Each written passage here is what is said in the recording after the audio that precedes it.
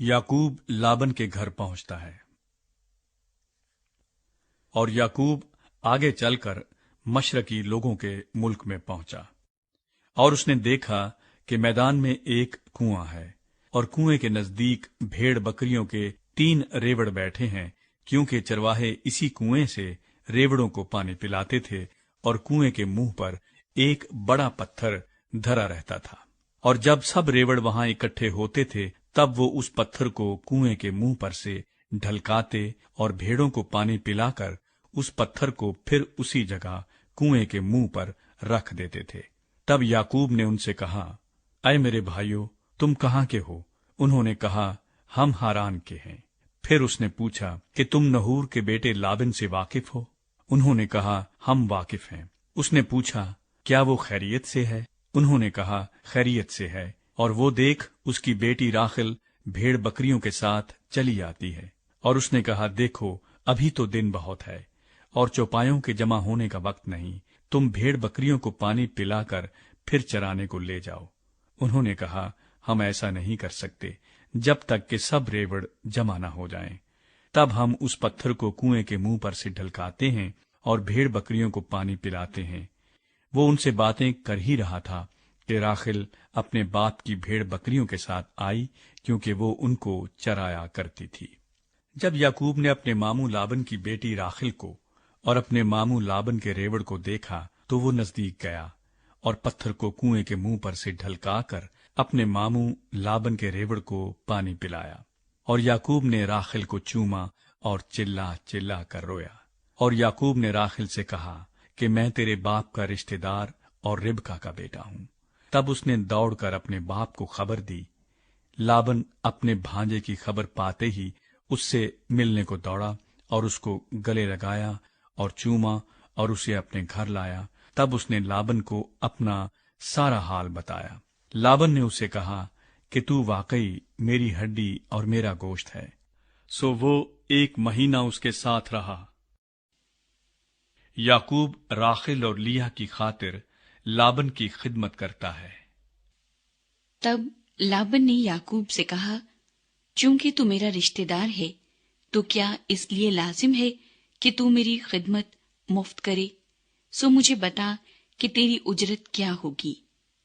और लाबन की 2 बेटियां थीं, बड़ी का नाम लिया और छोटी का नाम राखिल था। लिया की आंखें चुंदी थी, पर राखिल हसीन और खूबसूरत थी। और याकूब राखिल पर फरेफ्ता था, सो उसने कहा कि तेरी छोटी बेटी राखिल की खातिर मैं 7 बरस तेरी खिदमत कर दूंगा। लाबन ने कहा, उसे गैर आदमी को देने की जगह तो तुझी को देना बेहतर है, तू मेरे पास रह। चुनाचे याकूब 7 बरस तक राखिल की खातिर खिदमत करता रहा, पर वो उसे राखिल की मोहब्बत के सबब से चंद दिनों के बराबर मालूम हुए। और याकूब ने लाबन से कहा कि मेरी मुद्दत पूरी हो गई, सो मेरी बीवी मुझे दे ताकि मैं उसके पास जाऊं। तब लाबन ने उस जगह के सब लोगों को बुलाकर जमा किया और उनकी ज़ियाफत की।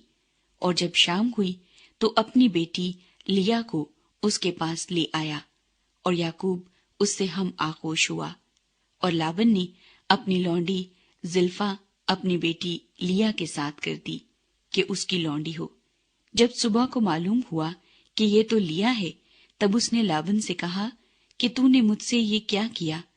क्या मैंने जो तेरी खिदमत की वो राखिल की खातिर न थी?